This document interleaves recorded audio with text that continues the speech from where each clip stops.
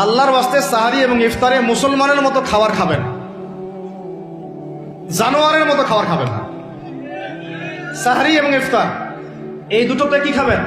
মুসলমানের মুমিনের মতো খাবার খাবেন, জানোয়ারের মতো খাবার খাবেন না। আল্লাহ পাক বোঝার তৌফিক দান করেন। মানে আমরা কিন্তু সাহারিতে কি করি জানেন? 60 পেট খাই। কয় পেট? নবীজি বলেছেন খাবে পেটের 1 ভাগ খাবার, 1 ভাগ পানি, 1 ভাগ, আবার বলি 1 ভাগ খাবার, 1 ভাগ পানি, 1 ভাগ। কার পেট খালি আছে এখন খাওয়ার সময় খাওয়ার টেবিলে? আমাদের ওস্তাদরা বলেন যে মুসলিম উম্মাহ, আমাদের ওস্তাদরা বলেন যে মুসলিম উম্মাহ খাবার টেবিলে হেরে গেছে সে কখনো জিহাদের মাঠে জিততে পারবে না। বুঝতে পারেন নাই? বুঝতে পারলাম না মনে হয়। যারা খাওয়ারের টেবিলেই হেরে গেছে, এখানেই তো আপনি সুন্নাহ মাফিক খাইতে পারতেছেন না, প্রবৃত্তির কাছে হেরে গেলেন, গপ গপ গপ গপ করে খাচ্ছি 7 পেট ভর্তি করে। এখানে তো খাবারের সামনে হেরে গেলাম, প্রবৃত্তির সামনে। সে আবার কাফেরদের সাথে জিতবে কেমনে? জিতবে আগে নিজের প্রবৃত্তির উপর জিহাদে তো জিততে হবে।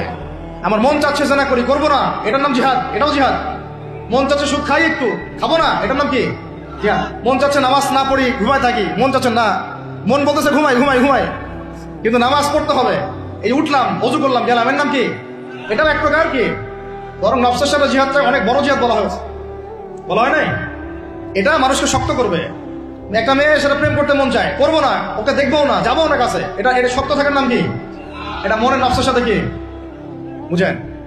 আল্লাহ পাক আমাদেরকে নফস শক্ত করার তৌফিক দান করেন। তো ভাই, খাবার ইফতারেও এভাবে 7 পেট খাবেন না, সারিতেও খাবো না, ওয়াদা করি তো ইনশাল্লাহ। শোনেন, পরিমিত খাবেন, পুষ্টিকর খাবার খাবেন, পরিমিত খাবেন কিন্তু পুষ্টিকর খাবার খাবেন, তাহলে যথেষ্ট হবে ইনশাল্লাহ।